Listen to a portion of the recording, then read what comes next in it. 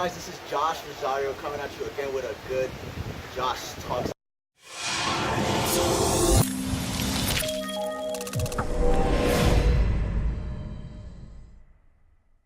Episode 7. I'm here with my boy Josh Sanchez, one of my business partners and mentors in business. So what we're going to do is talk about the concept of time. I'm going to ask Josh here some questions. Again, I appreciate you coming out. We are in Las Vegas, by the way. So this is the first Josh Talks outside of New York. So it's definitely going to be more to come. But let's get right into it. So Josh, how do you think time is valuable? How do you measure time as a necessity to someone's life? That's actually a really good question. So one of the habits that I was able to pick up as far as time goes or one of the lessons that I've learned about time rather is that it's got to be the most valuable thing that you can possess.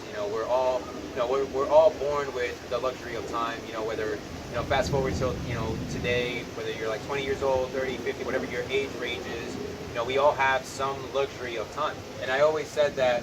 I've always said this. I've always said that what you do with your time determines what direction you go in life.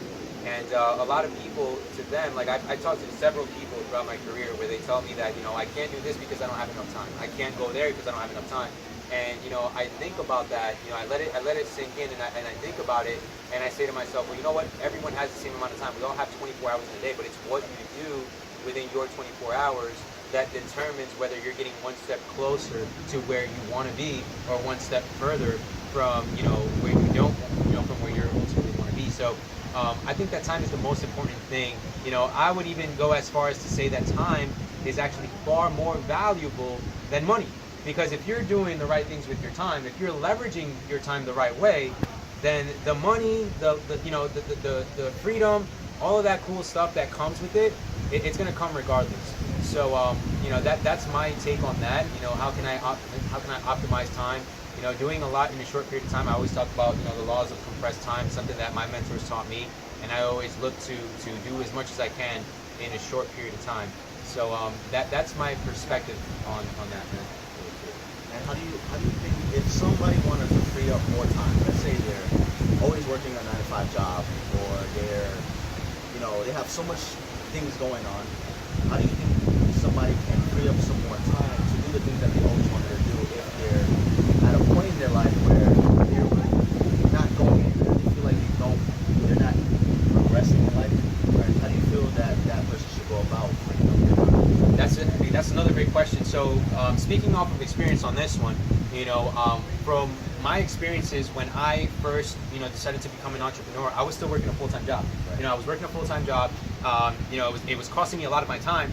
But I said to myself, I sat down and I said to myself, how can I find that balance between working a full-time job and working on my part-time fortune? So what I personally did was I sat down, wrote on a piece of paper what I wanted to acquire, what the things that I wanted to have in life through my part-time fortune versus the things that I am getting from my full-time job.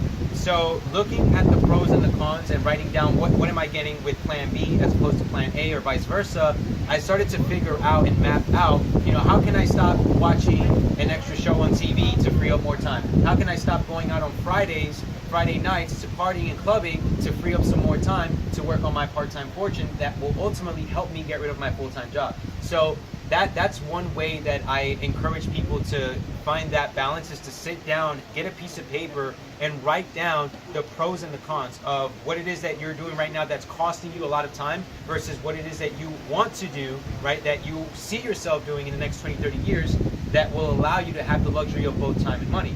So that's my best answer for that. Awesome. Well, Josh, I appreciate you getting on this interview, man. We're out here in Las Vegas. It's a short interview. We're out here to have fun and, obviously do some business stuff too.